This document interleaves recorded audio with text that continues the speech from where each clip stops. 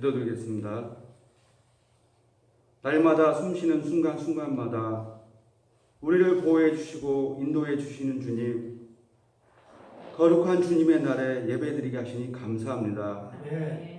우리는 하나님을 예배하는 예배자입니다. 비록 온라인 예배이지만 우리가 어디에 있든지 어떤 상황이든지 하나님을 예배하는 예배자로서 이 순간 신령과 진정으로 예배하게 하시고 예배에 생명 있게 하여 주시옵소서. 주님, 코로나19 확산과 일부 교회가 신앙보단 정치적 신념을 앞세우며 세상이 지탄이 되고 믿는 우리를 다 싸잡아 조롱하며 교회에 사랑이 없다고 비웃고 있습니다. 우리의 영혼은 공허하고 무력하여 숨이 막힐 지경입니다. 그러나 주님의 사랑만이 우리를 숨쉬게 할 수 있습니다. 주님만이 우리의 능력이시며 우리의 힘이 되시며 우리의 기쁨이 됩니다. 십자가의 도가 믿지 않는 자에겐 어리석게 보이나 구원받은 우리에겐 하나님의 능력이라 말씀하신 주님, 어느 누구도 어떤 환난과 시험이 와도 우리를 향한 주님의 사랑을 끊을 수 없음을 고백하며 찬양합니다. 주님, 이 시간 간절한 마음으로 사랑하는 강성훈 담임 목사님에게 기도합니다. 지금 뜻하지 않게 병마와 싸우고 계십니다. 목사님과 가정과 온 성도님들이 눈물로 기도하고 있습니다.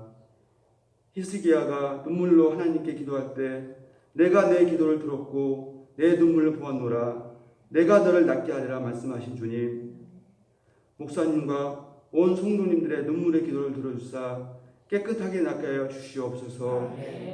전능하신 하나님은 못하실 일이 전혀 없습니다. 하나님의 놀라운 권능을 보여주옵시고 다시 한번 강단에서 목사님의 우렁찬 말씀으로 와서 보라, 하나님의 행하신 놀라운 일을 선포하며 교회에 큰 기쁨이 되게 하여 주시옵소서. 또한 교회의 몸이 아픈 성도님들에게도 동일한 은혜를 내려 주시옵소서. 말씀을 전하시는 이승희 목사님에게도 함께 하시사 하나님의 지혜와 권능을 더하여 주시사 예배에 생명 있게 하시고 우리에겐 주님의 힘과 평안을 내려 주시옵소서. 이 모든 말씀 우리를 숨쉬게 하시는 예수님의 이름으로 간절히 기도드립니다. 아멘. 하나님의 은혜와 평강이 저와 여러분에게 가득하길 바랍니다. 하나님께서 지금 이 시대의 교회를 보시고 또 성도들을 보시면 마음이 어떠실까 하는 생각을 해보았습니다. 성경에서 하나님이 이 세상을 보시고 가장 기뻐하셨을 때를 찾는다면 오늘 말씀일 겁니다. 인간의 상태가 가장 좋았을 때도 마찬가지로 오늘 말씀입니다. 만약에 하나님이 원하시는 어떠한 신앙의 기준이 있다면 오늘 말씀은 그래서 정말로 중요한 부분입니다. 그러면 하나님이 기뻐하셨던 그 아담과 하와의 모습은, 삶은 어떠했는가? 오늘 말씀해 보니까 25절에 아담과 하와가 하나님 앞에 벌거벗었으나 부끄럽지 않았다라고 말씀을 합니다. 벌거벗음이라는 것을 어떤 분들은 어린아이의 그 철없음이나 순진한 마음을 가져야 된다라고 해석을 하기도 하는데요. 그런데 저는 이렇게만 하면 좀 아쉬울 것 같습니다. 어떻게 해야 벌거벗었는데 부끄럽지 않을 수 있는가? 제가 묵상하면서 찾은 답은 우리가 서로 사랑하면 벌거벗을 수 있다라는 것입니다.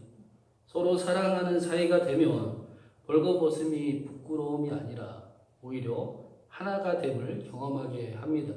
그래서 오늘 말씀 24절에서도 둘이 하나가 될지라라고 말씀하는 것입니다. 아담과 하와가 하나님 앞에서 아무것도 가리지 않고 벌거벗을 수 있었고 또 벌거벗었지만 부끄럽지 않을 수 있었던 가장 큰 이유는 하나님과 사랑하는 사이였기 때문이었습니다. 하나님의 사랑을 알고 또 그분을 사랑하기에 자신에게는 여전히 연약함을 가지고 있고 반복되는 실수와 실패가 있어도 하나님이 자신을 용서하시고 용납하시고 또 이해하시고 오히려 격려하심을 알기에 부끄럽지 않고 하나님께 나아갈 수 있습니다. 자신은 여전히 부족하지만 그렇지만 그렇기 때문에 내가 하나님을 더 닮아가야 되겠다라고 꿈을 꾸며 살아가고 점점 더 멋있는 삶을 살아갔을 것입니다. 또 이러한 삶은 하나님을 사랑하는 것과 이웃을 사랑하는 것은 원래 하나이기 때문에 여기서 멈추지 않습니다. 25절 말씀은 하나님과 사랑하는 사이였을 뿐 아니라 아담과 하와 역시도 벌거벗었지만 서로 부끄럽지 않는 사랑하는 사이였음을 말씀해 주고 있습니다. 많은 사람들이 그 사랑을 단순히 감정에 흥분된 상태라고 오해를 많이 합니다. 그래서 감정이 식으면 사랑이 떠나갔다라고 또 착각을 하지요. 하지만 성경이 우리에게 알려주는 사랑은 성숙되어 가는 것입니다. 사랑은 지켜가는 것입니다. 그래서 사랑은 오래 참고 온유하며 자기의 유익을 구하지 않는다라고 말씀을 합니다. 뽐내지도 않고 사랑하며 상대에게 무례하게 굴지도 않고 성내지도 않습니다. 사랑하는 사람의 감정이 상하는 것이 가장 싫기 때문입니다. 아담과 하와는 서로 가르치려 하기보다 오히려 상대를 먼저 생각하고 서로의 허물을 덮어주고 서로를 또 믿었을 겁니다. 하나님께서 자신들에게 하셨던 것처럼 자기들 역시 서로를 용서해주고 이해해주고 격려해주고 응원해주는, 서로를 더 세워주는, 서로가 더 멋진 삶을 꿈꿀 수 있게 해주는 그런 삶을 살았을 것입니다. 얼마나 생각해보면 아름답고 행복한 모습이었을지 생각만 해도 좋습니다. 그런데 이들이 그 사랑을 잃어버리니, 하나님을 잃어버리니 어떻게 되었는가? 우리 바로 뒤에 나오는 창세기 3장 13절에서 11절에서 13절 말씀을 한번 읽어보면 좋겠습니다. 창세기 3장 11절부터 13절까지 같이 읽겠습니다. 이르시되 누가 너의 벗었음을 내게 알렸느냐? 내가 내게 먹지 말라 명한 그 나무 열매를 내가 먹었느냐? 아담이 이르되 하나님이 주셔서 나와 함께 있게 하신 여자 그가 그 나무 열매를 내게 주므로 내가 먹었나이다. 여호와 하나님이 여자에게 이르시되 내가 어찌하여 이렇게 하였느냐? 여자가 이르되 뱀이 나를 꿰므로 내가 먹었나이다.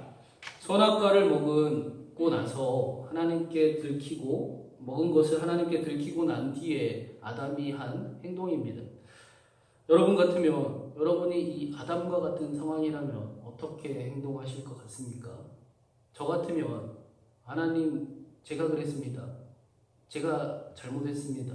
제가 책임지겠습니다 하고 그 사랑하는 사람을 지켜주고 보호해 줄 것 같습니다. 그렇지 않으십니까? 그런데 속된 말로 그 아담의 행동은 쪽팔립니다. 제가 안 그랬는데요. 하나님이 주신 여자 때문인데요. 자세히 보면 여자 탓만 하는 게 아니라 하나님 탓도 하고 있습니다. 하나님이 주신 여자 때문이지 않습니까? 하와도 마찬가지입니다. 뱀이 나를 깨어서 내가 먹은 것 아닙니까? 사랑을 잃어버리니 자신을 위해서 남을 희생시키고 있습니다. 아니, 사랑하는 사람까지 희생시키고 사랑하는 사람 때문이라고 남 탓을 하기 시작을 합니다. 그런데 우리가 이것을 가볍게 보지 말아야 할 것은 이러한 모습이 그저 자신의 실수를 남을 탓하는 정도로 끝나지 않기 때문입니다. 이러한 모습이 어떻게 되는지 창세기는 그 바로 뒤에 나오는 4장 말씀에서 한 가정 안에서 형이 시기하여 사랑하는 동생을 살해하는 일까지 이어지는 것을 또 보여줍니다. 얼마나 이 사랑을 잃어버린 가정이 얼마나 큰 아픔을 감당해야 했을까 한번 생각을 해봤습니다. 아담과 하와, 가인과 아벨 두 아들을 둔 가정에서 첫째가 둘째를 죽였습니다. 그 살인 사건만으로도 굉장히 슬프고 또 있어서는 안 되는 일인데 한 가정 안에서 형이 동생을 죽이는 사건이 벌어졌습니다. 동생 아벨이 죽고 나서 남겨진 그 아빠와 엄마와 형은 살면서 경험하지 않아도 되는 그런 너무나 큰 아픔과 또 슬픔 속에 파묻혀 살았을 것입니다. 우리는 너무나 쉽게 사랑을 포기하려는 것 같습니다. 사랑을 포기하는 것이 마치 나를 위한 일이다라고 착각이 들기 때문입니다. 그런데 오늘 말씀은 사랑을 포기하면 그 시작은 미약하였지만 나중은 걷잡을 수가 없음을 말씀을 해주고 있습니다. 아담과 하와의 가정을 통해 우리에게 보여주고 있는 것입니다. 사랑하는 여러분, 여러분의 삶의 자리는 여러분이 속한 여러분의 가정과 여러분의 공동체는 어떠십니까? 사랑하고 계십니까? 아니면 사랑하지 못하는 문제들이 여전히 수북히 쌓여 있는데 그저 그 아픔과 슬픔과 그 상처를 감당하고 견디고 계십니까? 간절히 바라기는 이 예배를 통해 오늘 말씀을 통해 저와 여러분에게 다시 더 사랑할 용기가 생겨나기를 간절히 기도드립니다. 아멘. 성경에서 그 사랑을 잃어버려서 그 자신의 인생에서 큰 실수와 아픔을 당한 인물이 또 있습니다. 바로 하나님의 마음에 합한 사람이라고 불리는 다윗입니다. 다윗은 잘 아시듯이 이스라엘 역사상 가장 영웅적인 인물로 추앙을 받고 또 위대한 신앙의 선배이기도 합니다. 그런데 다윗처럼 심각한 범죄를 저지른 사람도 또 없습니다. 자신의 그 탐욕을 이기지 못해서 다른 사람의 여자를, 아내를, 밧세바를 간음을 저질렀습니다. 그리고 그 잘못을 뉘우치기보다 그 잘못을 오히려 덮기 위해서 그 아내, 그 여인의 남편까지 살해하는 치밀한 살인범이었습니다. 그런데 어떻게 다윗이 하나님의 마음에 합한 사람이라고 불릴 수 있었는가? 어떻게 그의 삶이 회복될 뿐 아니라 이스라엘의 그 신앙의 기준이 될 수 있었는가? 시편 51편 말씀을 함께 더 보면 좋겠는데요. 잘 아시는 말씀인데 다윗의 그 중요한 고백이 나옵니다. 시편 51편 제목을 보시면 다윗이 밧세바와 동침한 후 나단 선지자가 왔을 때 쓴 시라고 적혀 있습니다. 이 시를 읽을 때 우리가 한 가지 염두에 둘 것이 있습니다. 그것은 다윗이 밧세바와 간음한 직후에 나단이 찾아온 것이 아니라는 것입니다. 다윗이 밧세바와 간음을 저지르고 그리고 그를 아내로 삼기 위해 우리아를 남편 밧세바의 아내인 우리아를 계획적으로 살해하고 그리고 아이를 낳고 나서야 나단이 찾아왔습니다. 시간상으로 보면 약 1년의 시간 동안 다윗은 죄를 저지르고 난 뒤에도 마치 자신에게 아무 문제가 없는 듯 이스라엘의 왕으로 살아왔을 것입니다. 이런 다윗이 나단 선지자를 만난 후에 오늘 그 시편 51편 5절 말씀에 이렇게 고백을 합니다. 하나님, 내가 죄악 중에 출생하였으며 어머니가 죄 중에서 나를 잉태하였나이다. 다윗의 그 1년은 겉으로는 평안해 보였을지 모르지만 그 속은 오히려 더 고통스러웠던 것 같습니다.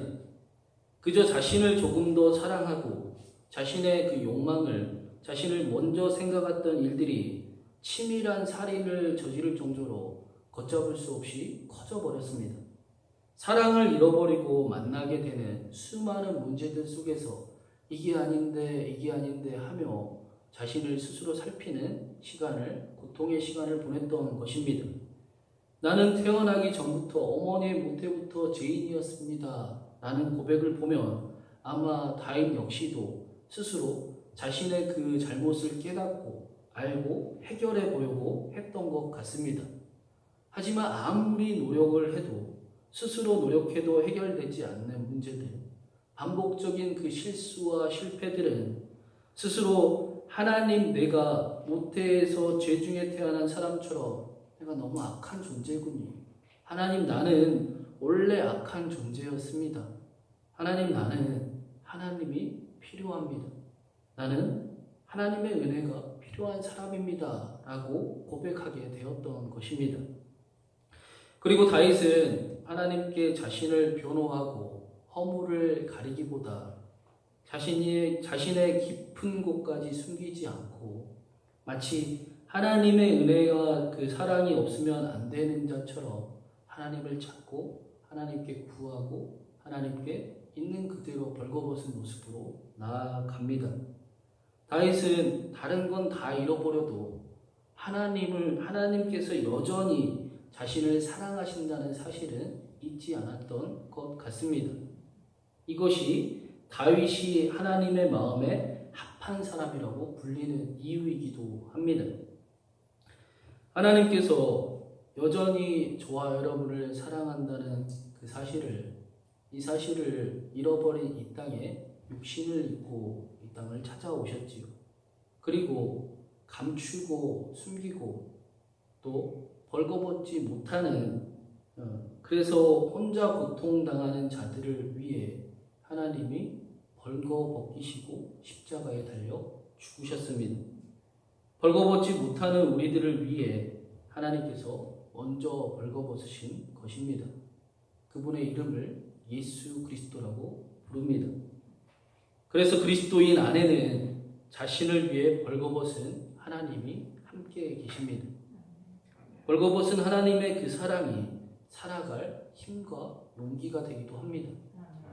벌거벗은 하나님으로 인해 오히려 사랑하기를 힘쓰고 연습하고 훈련하며 살아가게 되어 있습니다. 그 사랑을 아는 다윗은 이렇게 고백을 합니다. 하나님이여, 내 속에 정한 마음을 창조하시고 내 안에 정직한 영을 새롭게 하소서. 나를 주 앞에서 쫓아내지 마시며 주의 성령을 내게서 거두지 마소서. 주의 구원의 즐거움을 내게 회복시켜 주시고 자원하는 심령을 주사 나를 붙드소서. 그리하며 내가 하나님의 말씀을 다시 기쁨으로 가르치며 살겠습니다. 그리하며 내가 하나님을 다시 찬양하며 살아가겠습니다. 그리하면 다시는 하나님을 잃어버리지 않고 사랑하는 하나님과 함께 사랑하는 삶 살아가겠습니다. 사랑하는 여러분, 세상은 사랑을 포기하는 것이 자신을 위한 것이라고 착각하게 만듭니다. 그러나 바라기는 벌거벗은 하나님을 아는 우리는 사랑을 포기하지 않고 오히려 사랑하기를 힘쓰는 그런 저와 여러분이 되기를 간절히 바랍니다. 벌거벗은 하나님으로 인해 다시 사랑해볼 힘과 용기를 얻고 그래서 잠시 사랑하지 못해 생긴 문제들을 덮어버렸던 문제들을 위해 다시 기도해보고 다시 사랑해보는 그런 한 주가 되시기를 간절히 바랍니다. 예수님처럼 예수님 닮아 사랑하려 예수는 여러분을 통해 여러분의 가정과 여러분의 교회와 여러분의 이 나라의 삶의 자리에 하나님의 사랑이 평강이 가득 넘치길 주의 이름으로 축원드립니다. 같이 기도드리겠습니다. 사랑하는 하나님, 우리를 위해 벌거벗으신 하나님으로 인해 우리가 다시 사랑할 힘을 얻기를 바랍니다. 사랑을 쉽게 포기하지 않게 하시고 삶의 자리에서 사랑을 오히려 훈련하고 사랑을 지키게 하여 주옵소서. 우리를 통해 사랑하는 우리 가정이, 우리 교회가, 이 나라가 더 함께 사랑하며 사랑하는 곳이 되도록 하나님 우리를 사용하여 주시옵소서. 특별히 강성원 담임 목사님을 위해 기도드립니다. 하나님 목사님을 지켜주옵소서. 요아라파에 하나님께서 치료하시고 일으켜 주옵소서. 순간순간마다 하나님의 함께하심이 가득하게 하시고 하나님의 특별한 은총이 목사님의 가정에 가득하게 하옵소서. 모든 치료를 감당할 체력과 건강과 힘도 더하여 주시고 목사님의 건강의 회복됨이 우리에게도 보이게 하여 주시옵소서. 사랑하는 우리 주님 예수 그리스도의 이름으로 간절히 기도드립니다.